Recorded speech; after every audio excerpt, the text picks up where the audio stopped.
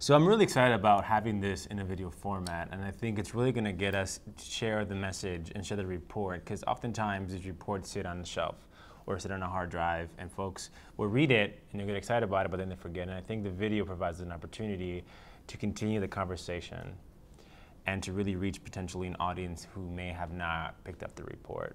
What I'm hoping is that it'll actually be a tool used in the community to generate discussion, maybe some debate. Maybe people don't necessarily agree with what we found, or maybe it does really resonate with the experiences. And I think that having this video format allows people to be able to engage that way, in a way that I mean, it's very common among academics and maybe in policy circles to read reports and engage that way. But I think that it's a kind of a unique opportunity to engage people who wouldn't otherwise have a say in many ways.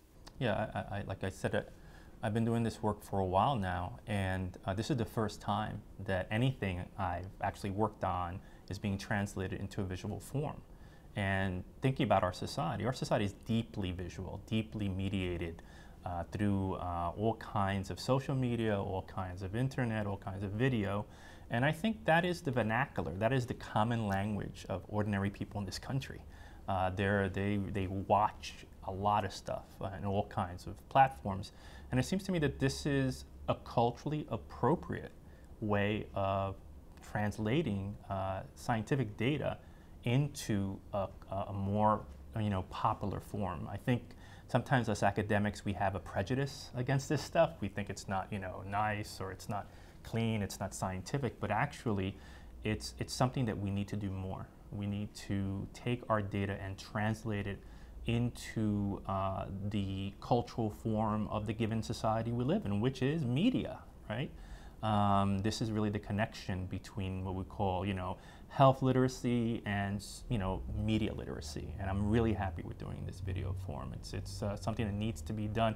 And also we need to think about our own methods. Like maybe, we need to incorporate more visual elements, more elements that can be put on YouTube. So are the concerns of our research, maybe not the conclusions, but the problems that we're presenting can be circulated in a much wider venue than simply, as you say, the file cabinet, the dusty, shelf.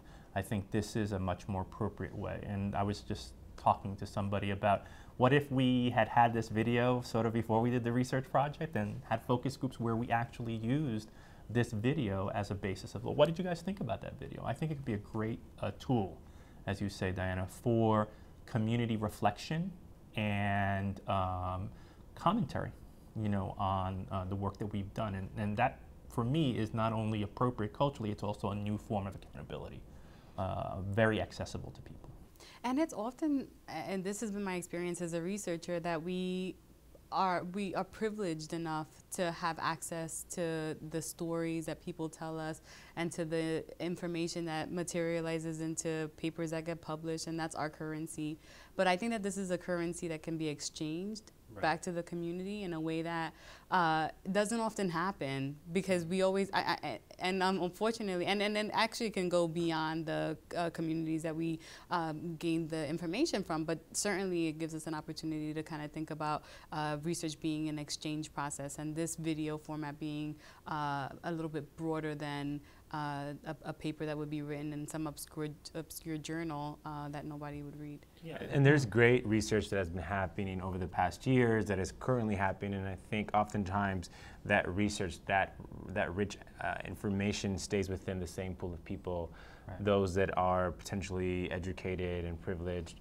And so I think a video format really allows for a further dissemination and further kind of engagement of our community to continue these dialogues and to challenge some of the findings, like you mentioned, Diana, that there may be some discussions that need to occur to address, well, I don't know if I agree with that, and then challenge, and then further the research agenda and make sure that we have these additional projects and have these additional conversations to really make sure that, again, we're addressing the epidemic and that we're reaching our community in a way that really is thoughtful and that is proactive and engaging.